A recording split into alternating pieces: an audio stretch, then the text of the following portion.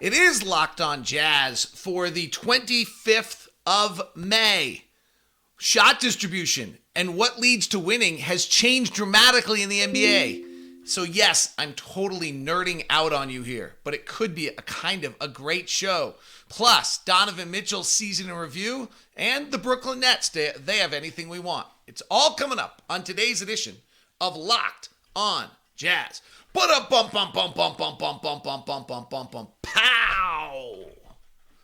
How are you? I'm David Locke, radio voice of the Utah Jazz, Jazz NBA insider. This is Locked On Jazz, your daily podcast on the Utah Jazz, giving you insight, expertise, geeky numbers, and hopefully making it way better to be a Jazz fan each and every day. Thank you very much for tuning in and making Locked On Jazz your first listen of the day. We are free and available on all platforms.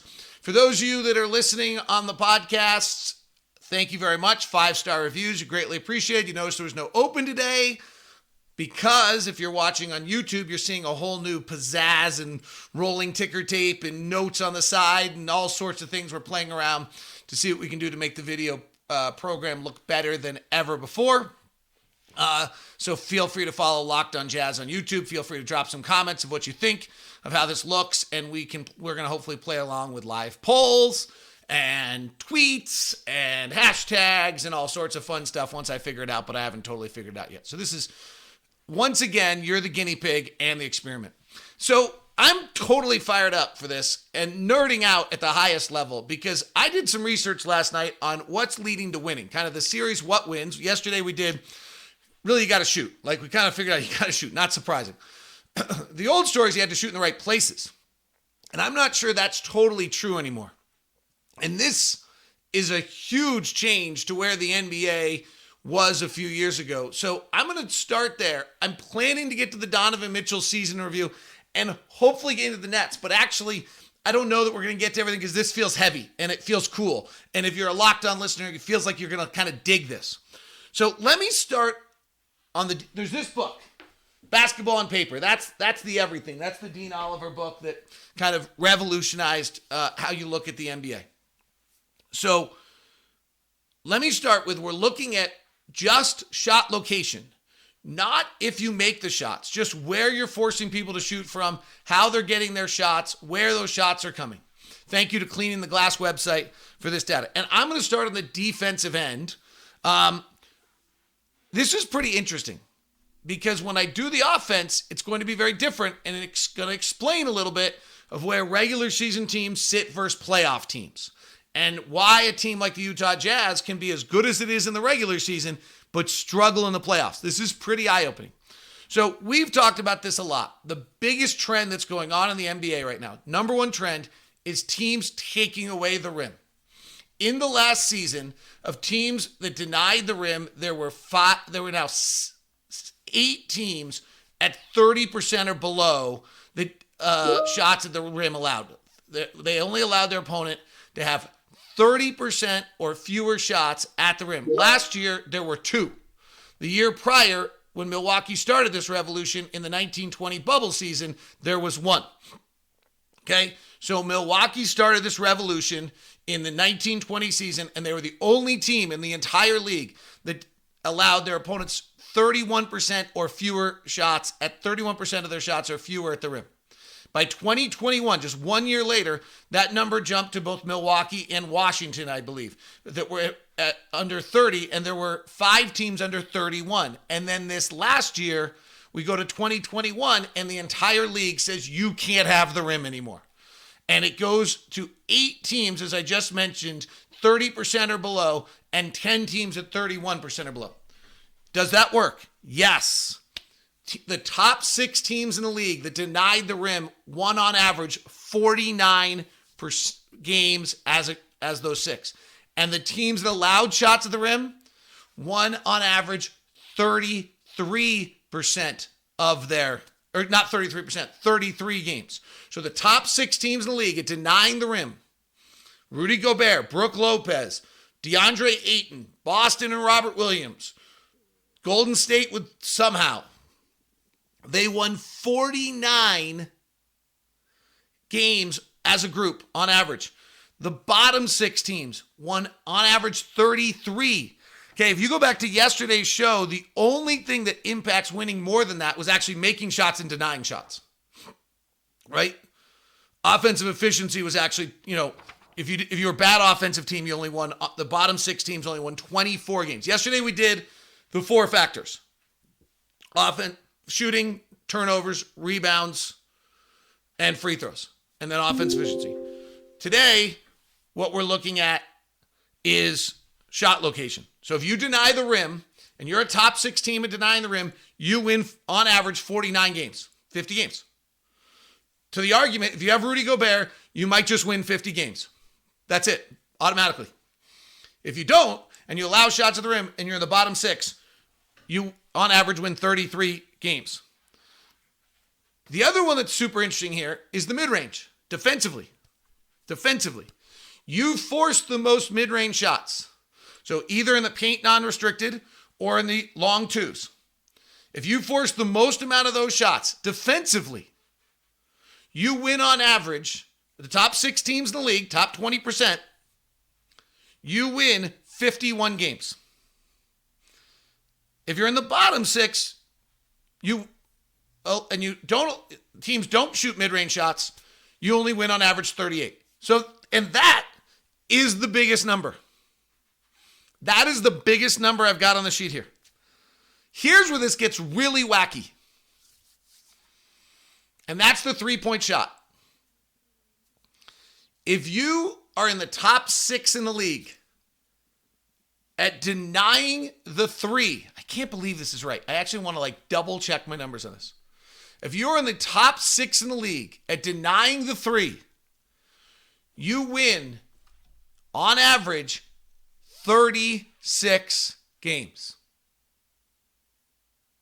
Let me say that again. Boy, I got every sound effect in the world going on here today. If you are in the top 6 in the league at denying the 3, so you allow your opponents not to get 3s, you win on average 36 games of those 6 teams. If you allow the most 3s in the league, you're in the bottom 6 at denying the 3. You allow the most 3s. Blasphemy. You can't do that. You win on average 39. Pretty clear that you're actually better off allowing more 3s than less because you're denying the rim and you're doing other things. What's really this shows is it's about the rim. If you allow teams to shoot mid-range shots, you win. If you deny the rim, you win.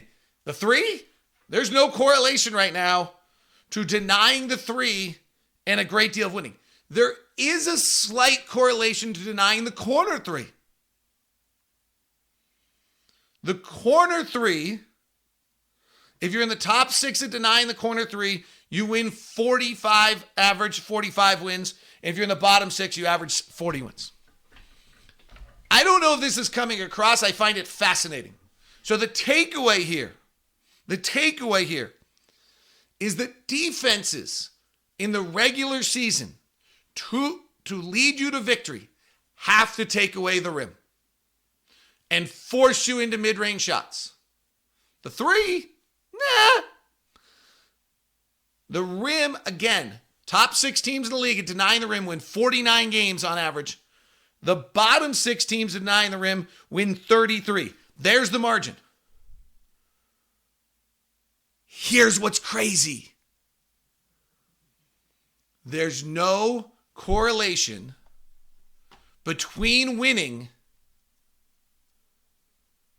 and shooting at the rim. What?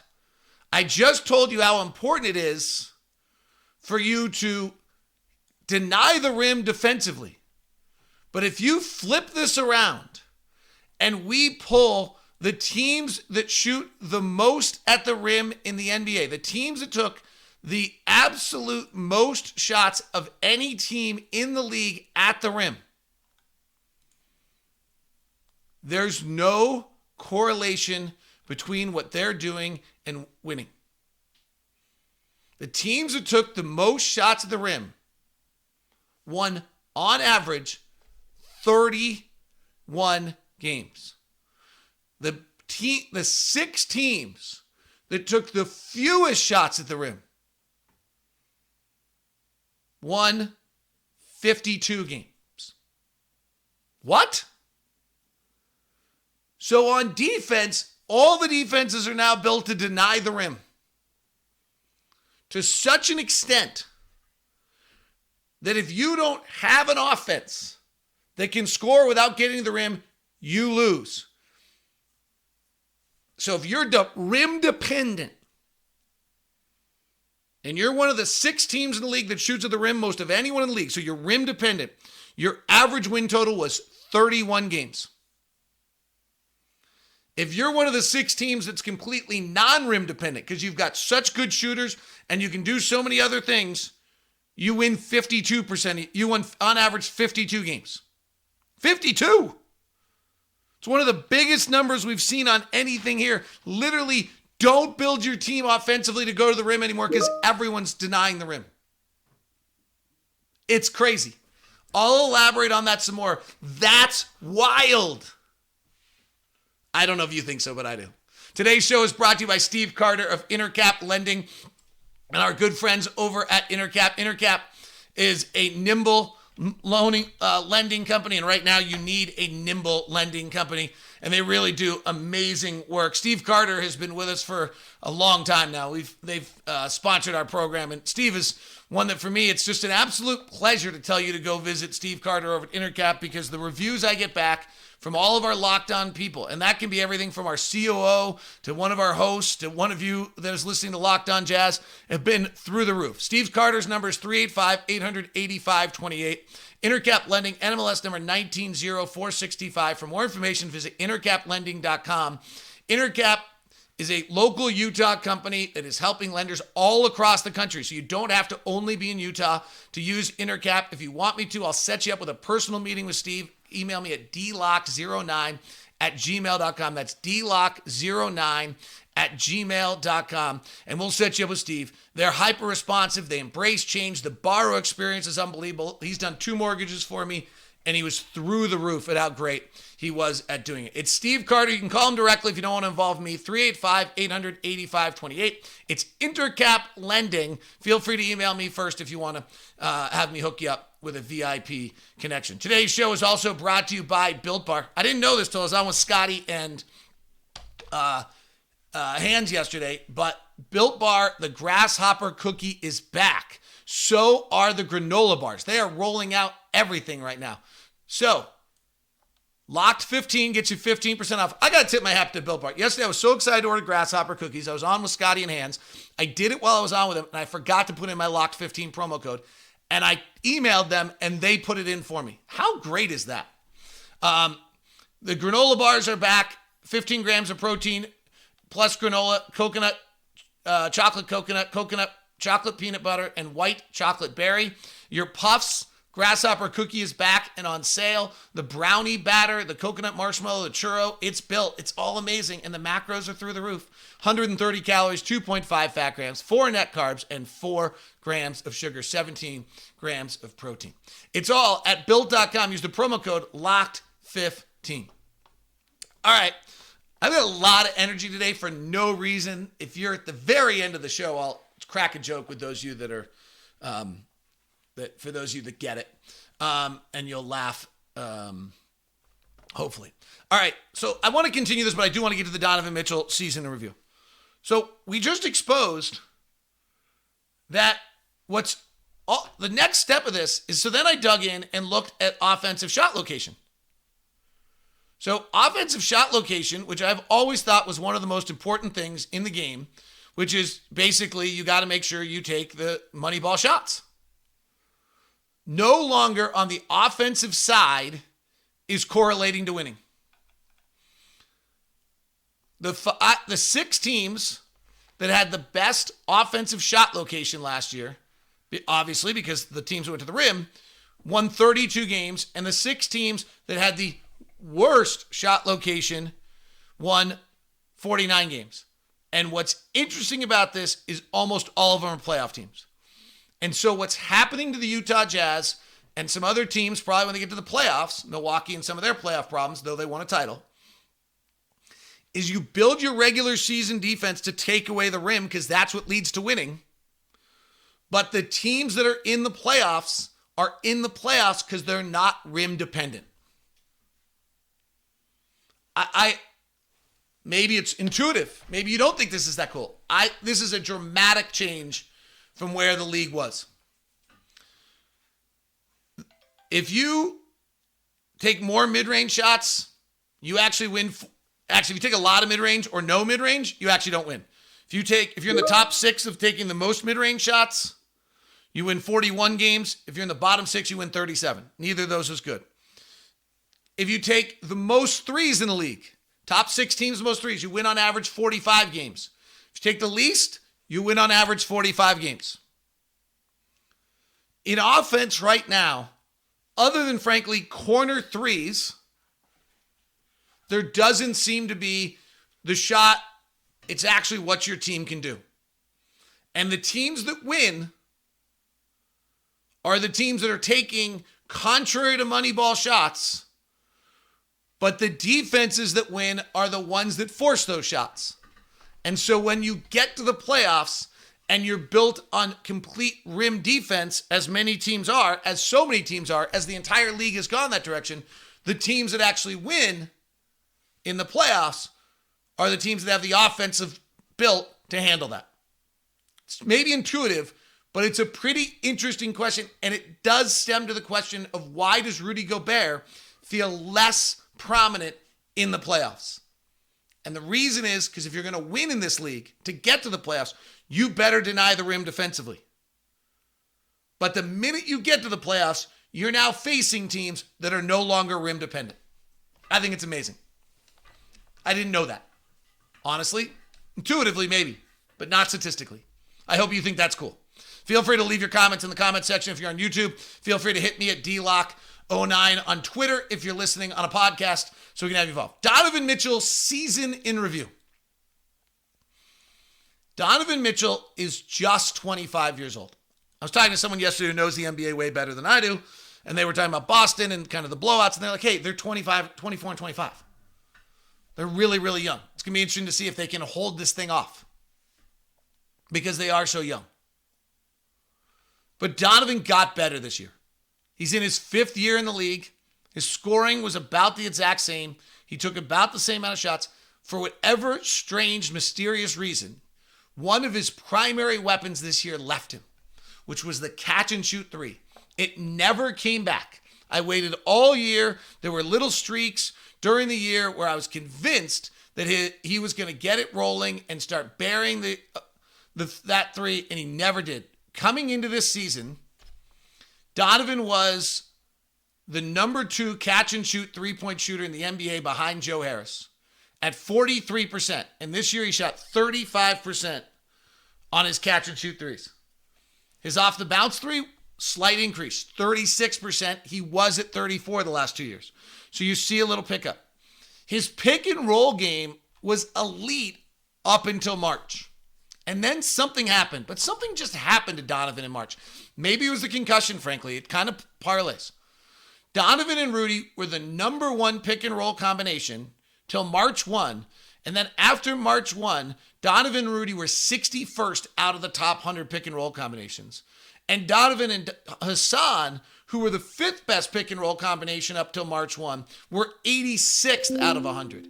Donovan went from the number 1 pick and roll ball handler in the NBA to 5th, all in a span of the end of the year. He was 1.05 for the year. He was about 1.1 up to March 1, and then he was 0.99 after March 1.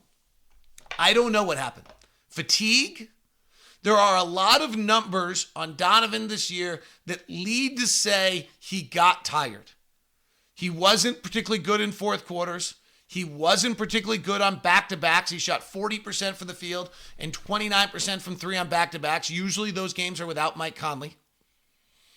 His true shooting percentage was 51% on a back-to-back, 56% with 1 day's rest, 58% with 2 days rest, and 68% with 3 or more days rest, which was 10 games actually. He was less good in the fourth quarter than any other quarter, and he had the struggles in the clutch late in the year. All seemed to stem somewhere in March, where he's inactive in February from the concussion.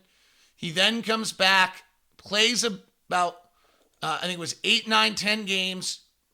It's perfectly good in that stretch. He's shooting 50% from the field, taking 10 threes, shooting 47%, and averaging 28 points. He's great, actually. Not like good. He's great. The dude's great. And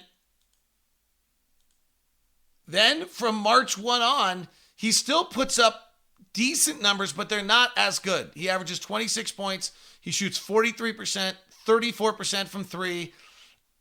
March 1's this like arbitrary date I just picked. He actually scores 37 points on March 2nd. I can fiddle with the numbers and make them actually even worse if I want to by taking out the one game against Houston. That's not the point. Something changed right around that time period. We had a great win in Phoenix on right before March 1st. He's super in that game, makes a bunch of key plays, and then we go on that road trip, come back, kind of have that grueling March, and he's not in that stretch quite the same. Overall for the season, though, Donovan's better. He just continually gets better. And it's hard at this point to get better. There's small, incremental, slight changes that make you better. 26 points, 5 assists, 4 rebounds, all little slight increases. His 2-point shooting got way better this year, which is important, to what we just talked about. He became a more well-rounded player. He shot 52% on his 10 to 16 footer. He shot 47% on his 3 to 10 footer. He shot 71% at the rim. These are hard things to get better at, and he got better. His dunk number was actually up from last year, which is a good sign for his athleticism. His percentage of field goals assisted stayed about the same. It's about 50%. His off-the-bounce three got a little bit better. But if you look at Don, he made these jumps are small and tiny and hard, and winning is brutal, and he's making them. He did, as I say, slide after March 1 a little bit. That it was strange. Statistically, things aren't quite the same. And in the playoffs, he shoots 40% from the field and 21% from three. If you go look at his playoff history, he has the amazing series against Oklahoma City, he has the 2 bad series against Houston, and then he's an incredible in the bubble. He's great against Memphis. He's super against the Clippers. So this was out of character for him to have this drop where Dallas's long, multiple defenders seem to be able to dig into him and cause him some playoff problems. And Mike Conley had the same problem. So neither of them was there to bail the other one out. When you dig in a little bit more, and I did already on some of the pick and roll stuff, it's interesting. He was better against the switch this year. He got switched 23% of the time when he was in the pick and roll, and he was really good against it, 1.04. It's really, really important. So he's improving at all of the items that you need for him to do. And I assume that pure jump shooting element of his game, that is the only thing that was really big picture statistically off for him, will come back. The sample size says it will. And the late game struggles from February on in this clutch, February 1st, from March 1st on, that's the March 1st date, he was 8 of 38 and 1 of 13 in the clutch. He closed the year 3 of 24 and 0 of 8 from 3 in the clutch. So those numbers are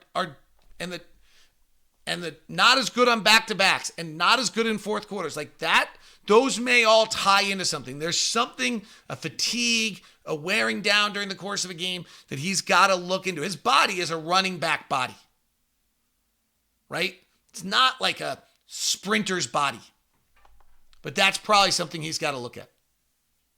That's our Donovan Mitchell season in review. What do you grade Donovan Mitchell? I'm still giving that kid an A. I think he should have made first team. I didn't get into it today. I'll talk about it a little bit tomorrow. In that I think that he he deserves, I think both, Donovan or Trae Young to me is super interesting. Karl-Anthony Towns and Rudy Gobert are super interesting. I probably should have gone with that today, but I want to look at it a little bit more, try to analyze it, figure it out, and frankly, last night with what happened in Texas, I didn't dig in like I probably could have. Brooklyn Nets. Do we have anybody that we want on that roster? We touch on that. It's an interesting one next as we continue. Today's show is brought to you by Bet Online. Our good friends over at betonline.net, the number one source for all your betting needs and sports info. Find all of the latest odds, news, sports developments, including this year's basketball playoffs, Major League Baseball scores, fights, and even next NFL futures. BetOnline is your continued source for all your sports wagering information, from live betting to playoffs, esports, and more. Head to the website today to use your mobile device and learn more about the trends and actions. BetOnline, where the game starts. All right, the Brooklyn Nets are our focus of teams and rosters we might be interested in. I don't think I have the screen share. Oh, I probably do. Capability today, but let's see. I might have it. Let's see. This is going to be an interesting little attempt by me. Let's see what happens. Nope. Oh, I do. If I just do this. There you go. So, I do have the screen share for you. For those of you that are on video, you are getting the screen share right now. This is the Brooklyn Nets salary chart for the year. And if we look at the Nets, let me ask you the first question. I want your comments in the comment section if you're on YouTube. Would you take Kyrie Irving? Sign and trade for Kyrie Irving. Would you do it? Anyone? I probably would say no. I'm not messing with that. All right, here's the Nets. They've got Durant signed for 44, 47, and 51. Ben Simmons, 35, 37, and 40. Joe Harris coming off of surgeries at 18 and 19. Seth Curry has 1 year left at 8.5, and he's vital to them. Patty Mills has 1 year left at $6 million. Cameron Thomas is at $2 million in a rookie. Day'Ron Sharpe is at $2 million. Here's what's interesting to me about the Nets. They need players. Now, the word is that the Nets are going to give Philadelphia back their draft pick for this upcoming draft. Rafael Barlow of Locked On NBA Big Board reported this the other day, and he believes that they are going to give back the trade. Now, the question, if you're the Jazz to me, and I don't know how you make the money work, you might make the money work with Patty Mills. Would you trade Royce O'Neal and a first round pick in the 20s? Try to regain some draft capital, give Danny some pieces to play with. We don't have a lot of other players you could trade for a first-round pick, but they need, Brown, who is now a free agent again. Javon Carter is off their books again. So they're short players, and they're only going to be able to acquire players if they're doing it through trades. I don't know if you could do Cameron Thomas and Day'Ron Sharpe for Royce O'Neal. I don't think that works out. So again, this gets difficult in how you do a deal with Brooklyn. But Brooklyn's an interesting prospect, and maybe you involve a third team that has cap space and you do some things of that sort. But the fact is that they don't have players. They're short guys. So if you're trying to get a deal done with them in which, Brooklyn, you suddenly are trading Cam and Day'Ron Sharpe are both only come out to $4 million and Royce is at 8.8. So it just doesn't come together Seth Curry can really shoot it, but I can't imagine that. Well, I mean, they need players. I can't imagine they would give up Seth Curry for Royce O'Neal. I don't see that actually working for them in that fashion. So Brooklyn to me is interesting because they need players. And I do think there's something you can do with them. And I don't know, you'd have to like Cam Thomas, you'd have to like Day'Ron Sharpe, you'd have to want the 22nd pick of the draft, and you'd have to be willing to move. But for us, Royce O'Neal's $8.8 million for 2 more years. It's a great deal. He's vital to what we are because he doesn't take a lot of money.